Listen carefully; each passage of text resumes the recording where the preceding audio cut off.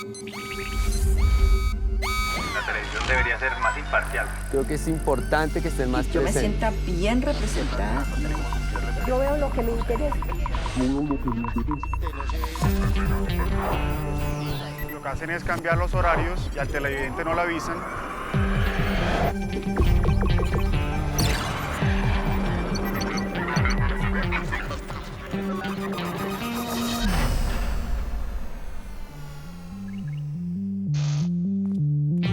La televisión evoluciona y nosotros con ella. Ustedes no están solos. Aquí estamos para que sigamos haciendo juntos la televisión que queremos.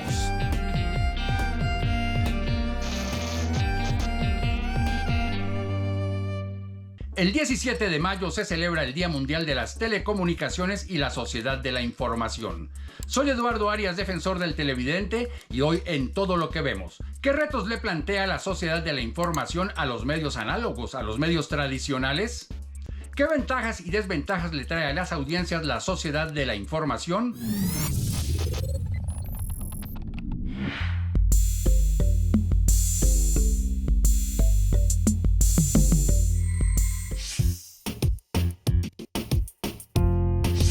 Por lo menos en mi caso particular, yo siento que el desarrollo de la tecnología, todo lo que esto implica, los videojuegos, los contenidos, las plataformas, las redes sociales, han tenido un impacto muy decisivo en todos los niveles de mi vida. Yo personalmente siento que he tenido posibilidad de comunicarme con más personas, que he podido mantener relaciones con mi familia, con mis amigos, relaciones sociales mucho más activas, por lo que yo considero que yo me siento mejor informado. Eso no quiere decir que toda la información que esté en las redes sociales sea positiva ni que contribuya para nuestro proyecto de vida, por lo que nosotros debemos desarrollar un criterio de selección que nos permita formarnos como lectores críticos de toda la información que estamos consumiendo. El uso de las tecnologías de la información y la comunicación ha transformado mi vida de diversas maneras. El acceso a aplicaciones, redes sociales, inteligencia artificial y juegos ha ampliado mi capacidad de comunicarme, de aprender y de entretenerme. Estos avances tecnológicos han agilizado mis tareas diarias, facilitando la conexión con otros y brindándome nuevas formas de entretenimiento. En cuanto a si me siento mejor o peor informado con estos cambios, considero que la tecnología me ha brindado una mayor amplitud de fuentes y perspectivas, lo que ha contribuido a mi sensación de estar bien informado. La diversidad de opiniones y la inmediatez en la difusión de la información me han permitido formar una visión más completa de los acontecimientos actuales. Las tecnologías de la información han mejorado mi vida. He utilizado apps para gestionar asuntos personales, pero también para gestionar cosas de mi trabajo. Eso me simplifica muchísimo el tiempo y me da una amplia gama de oportunidades. Y bueno, en relación con la información, con la prensa, realmente, bueno, yo soy juiciosa y yo tengo la oportunidad con las plataformas estas digitales de tener no solamente una opinión, sino varias, o no una versión, sino varias, y me siento que estoy bien informada. Cada vez estamos más inmersos en la sociedad de la información. Es decir, somos una sociedad que utiliza permanentemente las tecnologías de la información y la comunicación en casi todos los aspectos de su vida diaria, lo cual hace posible que seamos muy frágiles y permeables a la información falsa, a la desinformación.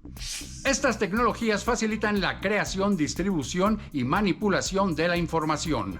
Actualmente, más de 5.070 millones de personas en todo el planeta son usuarias de las redes sociales, es decir, un 62% del total de la población.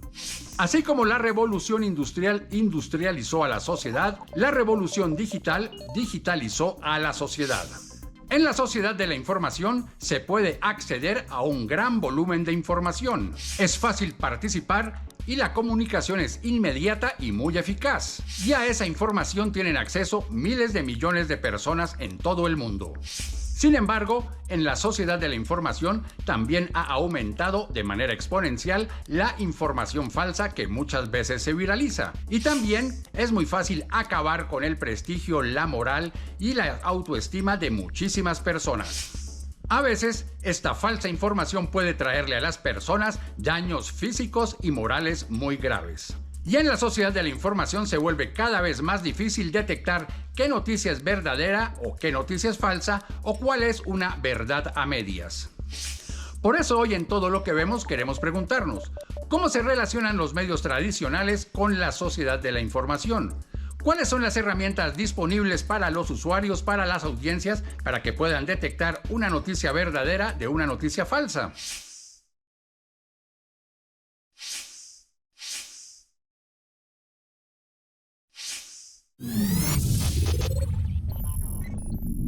Hola, mi nombre es Cindy Bernal y soy periodista.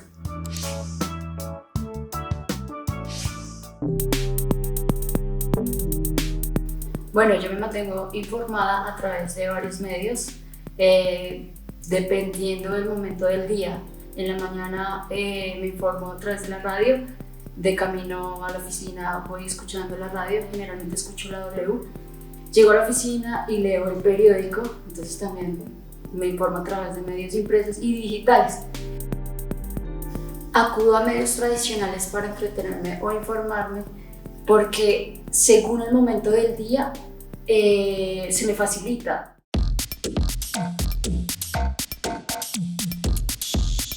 Para mí la tecnología trae ventajas y desventajas, lo que acabo de comentar. Es bueno porque pues es mucho más recursivo, mucho más práctico mandar un WhatsApp o llamar a tu compañero de oficina o a tu abuela que tienes al otro lado del país. Entonces creo que es versatilidad, pero en cuanto a compromiso es un poco más de trabajo, porque tú llegas, te pueden escribir, te puede llegar un correo a las 10 de la noche y tú no te aguantas y lo contestas. Te llega un mensaje de tu jefe un sábado y tienes que contestar, entonces ya es como el alcance del trabajo todo el tiempo, no hay desconexión. La vida sin internet era fantástica. Bueno, lo mejor y lo peor que han traído los avances tecnológicos, desde mi manera de pensar, lo mejor es que le han facilitado la vida y la manera de trabajar a muchas personas, incluso a empresas. Ahora con esto de la tecnología de ChatGPT y aplicaciones o inteligencia artificial que te permite hacer o facilitar tu trabajo y demás, pues es muy práctico. Sin embargo, lo peor es que la gente se está acostumbrando a esto y ya no están esforzándose un poco. Y lo otro es que nos acerca, pero también nos mantiene unidos, pero también nos aleja.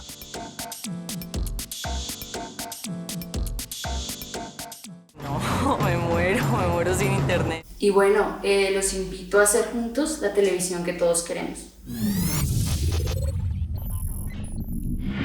Queremos conocer más acerca de la sociedad de la información y por ese motivo hemos invitado al programa a Nelson Castellanos. Él es historiador y profesor de comunicación en la Universidad Javeriana. Profesor Castellanos, muchísimas gracias por haber aceptado esta invitación a Todo lo que vemos. Hola Eduardo, saludos y gracias por la invitación al programa. ¿Qué es la sociedad de la información?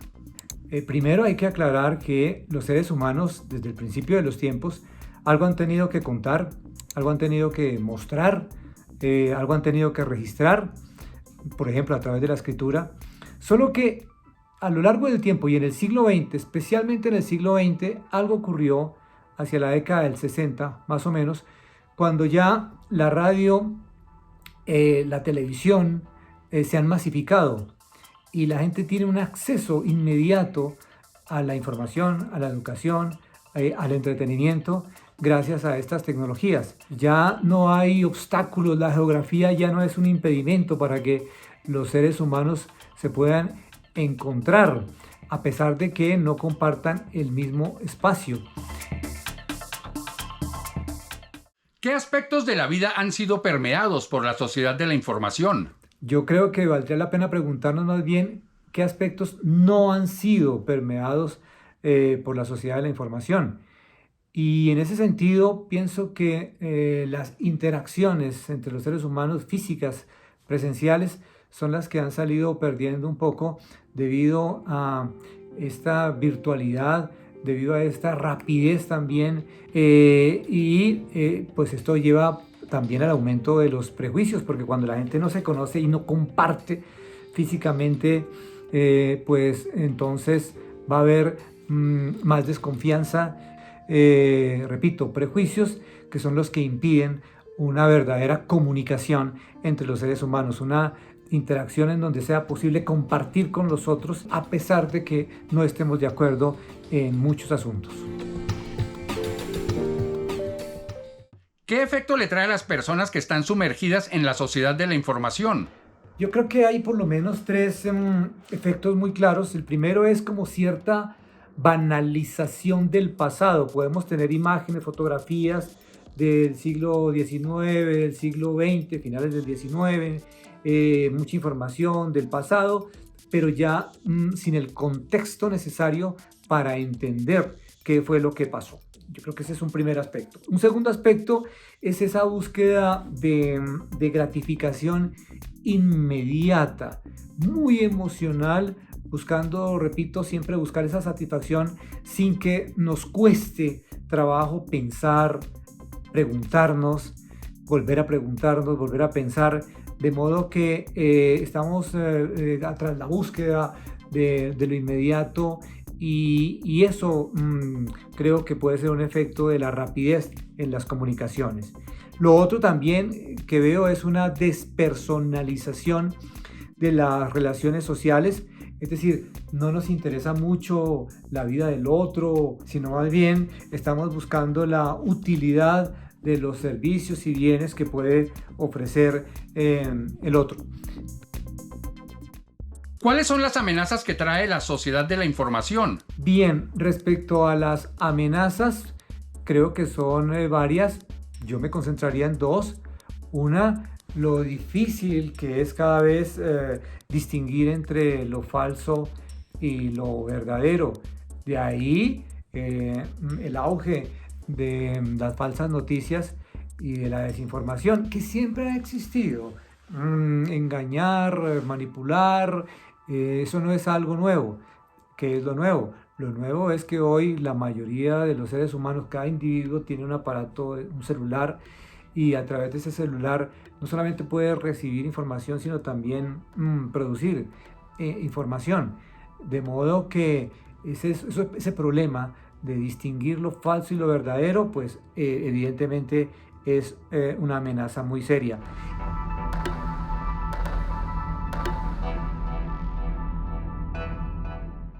¿Qué tan cierta es la premisa que al estar tan, pero tan informados, en realidad lo que estamos es muy desinformados? Diría que sí.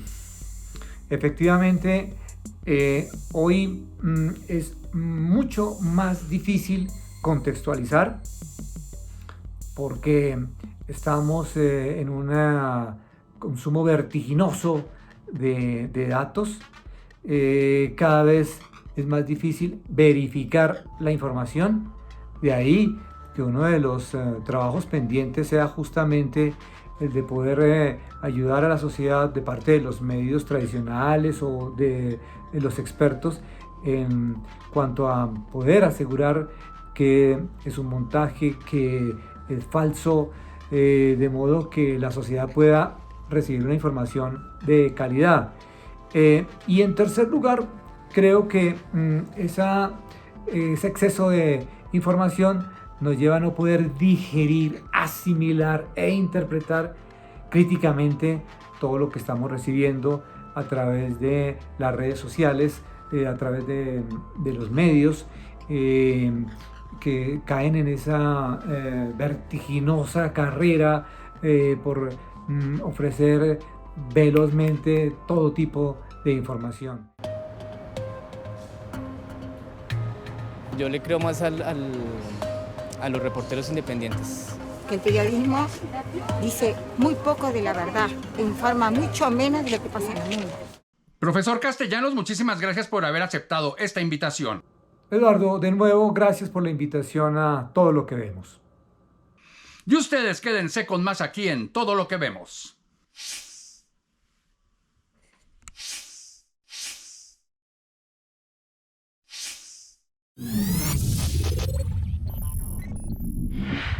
Mi nombre es Tomás Murcia Olaya y soy abogado. A mí el ejercicio del periodismo me enseñó una cosa, que estoy en lo acertado cuando dudo. Yo creo que la manera de informarnos en el pasado no muy lejano era el que todo el mundo recibía, la radio, la televisión, y uno especial que para mí me gustaba consumir mucho era la prensa, los periódicos. Eran los que más consumíamos antes de la entrada de las redes sociales y de todos estos nuevos avances tecnológicos que se ha tenido en los últimos años.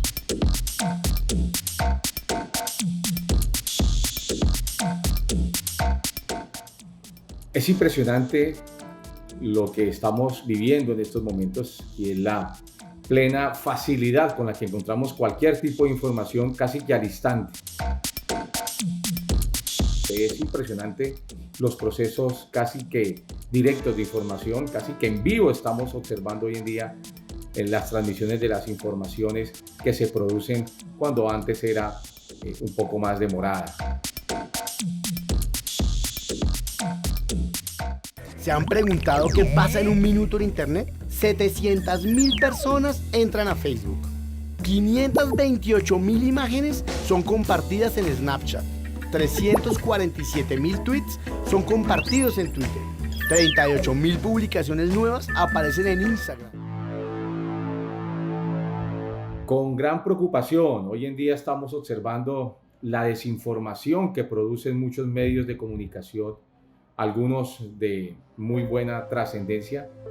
Hay que tener mucho cuidado y hay que verificar varias fuentes y sobre todo, en mi caso particular, acudo a las fuentes oficiales para verificar la información con la cual se está emitiendo en algún medio de comunicación o la cual se está distorsionando también dentro de esos mismos medios de comunicación.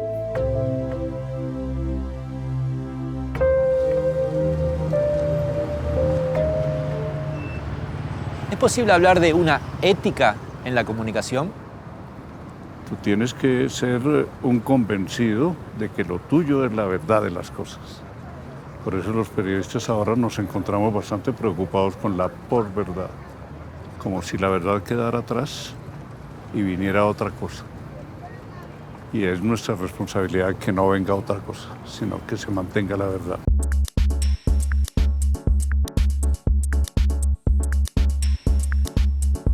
Los cambios siempre generan choques. Evidentemente, en la actualidad, ese flujo de grandes informaciones conlleva a que las personas reciban mucha información de muchas fuentes, muchas de ellas distorsionadas o equivocadas. Yo lo único que dije es, todo esto es basura, todo el tiempo es mentira y basura. Y lo que conlleva unas confrontaciones de índole familiar, laboral, debido a ese gran flujo de información, muchas de ellas contradictorias y delineadas hacia un cierto sector de acuerdo al medio que las produce o las emite. Saludos a los televidentes y los invito a que hagamos juntos la televisión que queremos. Queremos saber un poco más del impacto de las noticias falsas en la sociedad y por ese motivo hemos invitado al programa a Juanita León. Ella es la fundadora y directora del portal La Silla Vacía, experto en cazar noticias falsas. Juanita, muchísimas gracias por haber aceptado esta invitación a Todo lo que vemos. Hola Eduardo, qué rico estar aquí contigo. Juanita, ¿qué es el fact-checking y por qué deberían usarlo todos los periodistas? ¿Cómo lo utilizan ustedes en La Silla Vacía? Yo veo el fact-checking como una metodología para chequear la veracidad de una información. En La Silla Vacía tenemos un equipo de 4 periodistas dedicados a chequear las noticias falsas que circulan en Facebook y en WhatsApp. Los periodistas cogen la afirmación y comienzan a revisar si es verdadera o es engañosa, contrastamos los documentos originales, llamamos y hacemos más reportería, si es un video verificamos, hacemos como una verificación inversa para ver si es un video falso o no es falso, y después escribimos la nota diciendo es cierto o es falso o es engañoso y por qué. Tenga mucho cuidado con la información que llega a través de las cadenas de WhatsApp o publicaciones en redes sociales compartidas por las personas que sigue. Siempre verifique que la información sea atribuida a una fuente concreta o que tenga links que las vincule con medios establecidos. ¿A quién o a quiénes les interesa que circulen noticias falsas en una sociedad? Hay toda una industria de desinformación interesada en mover noticias falsas. La gente contrata a expertos para desinformar sobre rivales políticos, para desinformar sobre hechos que no les convienen, para sembrar caos en la sociedad. Por ejemplo, en las protestas del 2021 está comprobado que hubo desinformación. También hay empresas que pagan a influencers, por ejemplo, para que desinformen acerca de productos de la competencia. Nosotros en La Silla Vacía sobre todo vemos en campaña que se disparan las noticias falsas sobre los otros candidatos porque la incluyen entre sus estrategias de campaña. Cuando reciba información sin una fuente clara, verifique en otros medios si esta información ha sido publicada o si por el contrario ha sido desmentida. La desinformación en grupos y chats es muy frecuente. ¿De qué herramientas disponen los televidentes para aprender a detectar noticias falsas? Pues los televidentes pueden tener varias estrategias para identificar noticias falsas. Por ejemplo, audios en donde no se identifica quién habla, eso es falso. Deberían preguntarse de dónde viene esta información, o sea, ¿quién me la está dando? ¿Me la está dando un medio confiable o no confiable? O sea, si es como un amigo que dice, uy, yo lo vi en Facebook, pero no dice qué fuente en Facebook, yo pues desconfiaría de eso. Hay medios que son desinformantes por naturaleza y aquí en Colombia también hay varios medios digitales que viven de publicar noticias falsas porque les pagan para eso. Es importante contrastar, leer medios con líneas editoriales diversas, para así tener un mejor panorama y no difundir contenidos que contribuyan a la desinformación. ¿Cuáles son las buenas prácticas del periodismo que se pueden destacar en la sociedad de la información? Bueno, en el periodismo hay muchas buenas prácticas, pero hay unas muy básicas.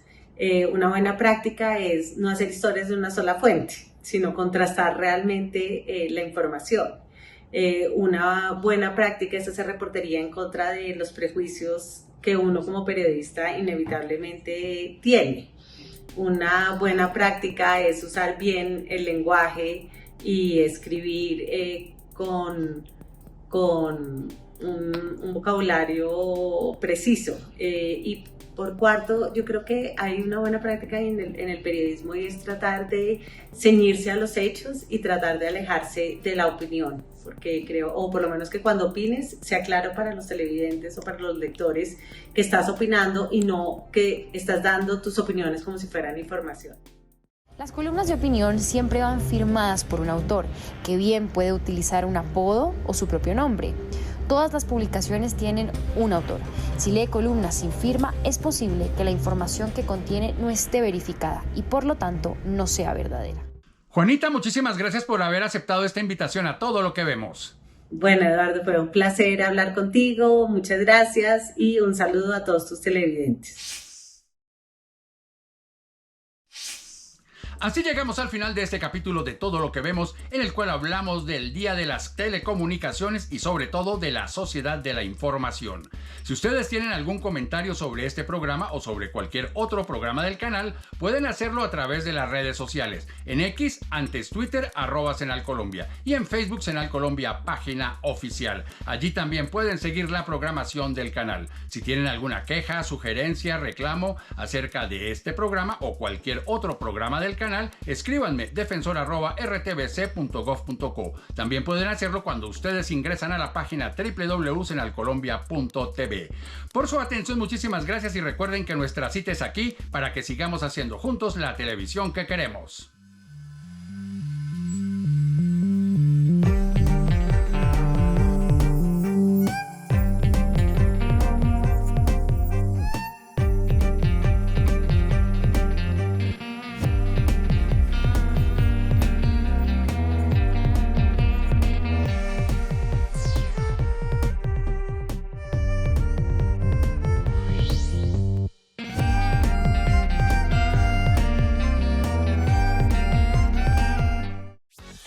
Este contenido es financiado con recursos del Fondo Único de TIC.